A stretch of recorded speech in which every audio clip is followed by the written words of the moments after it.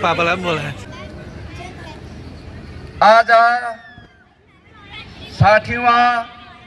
हीरक जयन्तीको उपलक्ष्यमा यस उपलक्ष्यमा हाम्रा उपस्थित हुनुभएका हाम्रा पूर्व सुधा मेजर साहबहरू, अहिले हाम्रा प्रेजेन्ट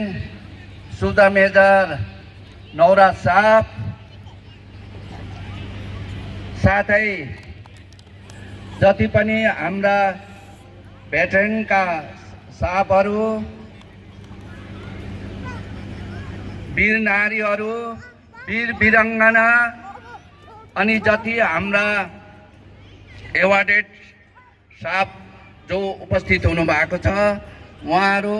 साथै हाम्रा 7/11 गोर्खा राइफलका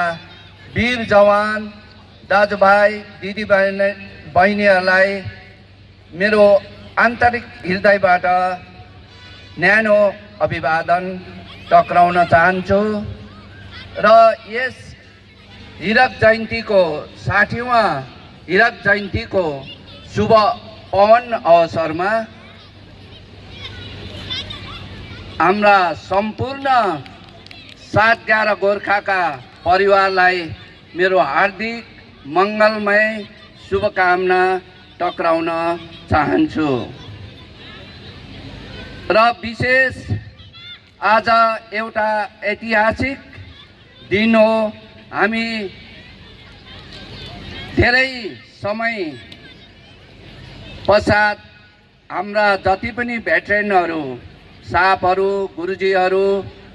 जति पनि दिदीबहिनीहरू टाढा टाढाबाट यस कार्यक्रमलाई सफल बनाउनको लागि हामी उपस्थित भएका छौँ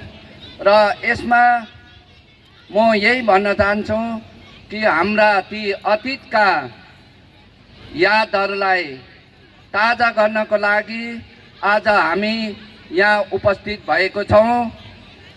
र यसरी नै हाम्रा जति पनि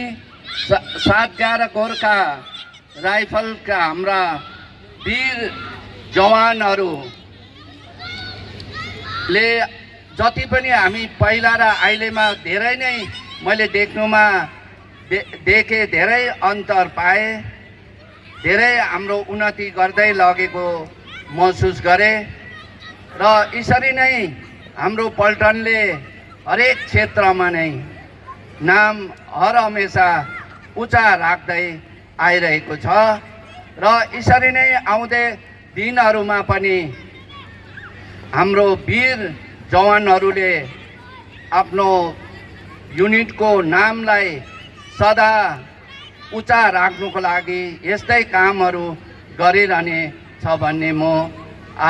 आशा राख्दछु र यो एउटा खुसीको दिन हो र मलाई यति खुसी लागेको छ, गर्व लागेको छ। हामीले धेरै पुराना हाम्रा साहबहरू, गुरुजीहरूसँग भेट गर्नु पाए र यसरी नै हामीहरू हर हमेशा एक दुसरामा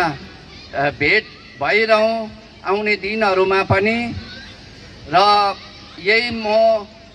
जति पनि हाम्रा अधिकारीहरू छ र आज हामीलाई जुन प्रकारले हाम्रो देखभाल सेवा गरेको छ उहाँलाई हाम्रो तर्फबाट मुरी धन्यवाद टक्राउन चाहन्छु र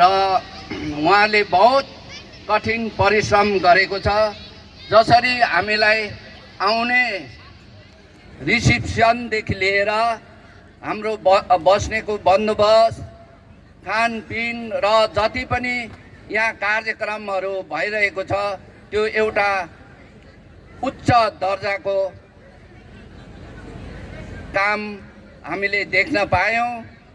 र यस्तै नै युनिटले प्रगति गर्दै जाओस्, हाम्रो सधैँ झन्डालाई उच्च रहिरहोस् र म यही दुर्गा मातालाई यही प्रार्थना गर्छु। हाम्रो जति पनि 7/11 जिआरका हाम्रा भेटरेनहरू, वीर नारीहरू, दिदीबहिनी जति पनि र यहाँ कार्यरत जति साहबहरू गुरुजीहरू छन्, उहाँलाई म यही दुर्गा मातासँग प्रार्थना गर्छु हाम्रो स्वास्थ्य सधैँ भइरहोस् र हाम्रो स्वास्थ्य ठिक छ भने फेरि आउने प्लेटिनियम जुब्लीमा पनि यसरी नै भेट्ने हामी भगवानसँग प्रार्थना गर्दै र फेरि पनि हाम्रो सुब्दा मेजर साहब, हाम्रो सुब्दा मेजर नवराज साहब, हाम्रा अन्य साहबहरू, गुरुजीहरू साथै वीर जवानहरूलाई मुरी यस हामीलाई जो इन्भाइट गरेर यहाँ बोलाउनु भयो र उहाँलाई मुरी धन्यवाद दिँदै यो मेरो छोटो वक्तव्य यहीँ शेष गर्न चाहन्छु। धन्यवाद। जय गुरु। बहुत बहुत धन्यवाद हाम्रो सुबेदार मेजर MP रायज्यू। अब म हाम्रो यहाँ उपस्थित